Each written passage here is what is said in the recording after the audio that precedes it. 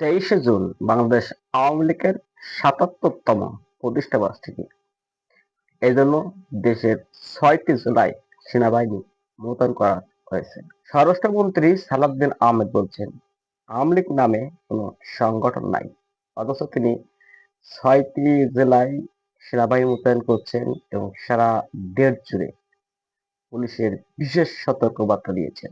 23শে June Bangladesh Awami লীগের ৭৭তম প্রতিষ্ঠাবার্ষিকী, অর্থাৎ বাংলাদেশ ৭১-এ স্বাধীন হয়ে আজ ২০২৬ পর্যন্ত ৫৫ বছর।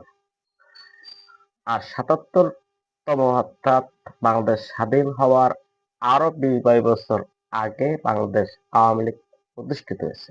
সেই দলকে বাংলাদেশ আইনে নিষিদ্ধ করে রাখছে এবং দেশের বিভিন্ন প্রান্তে আওয়ামী লীগের মিছিল কিন্তু ধারাবাহিকভাবে চলতেছে।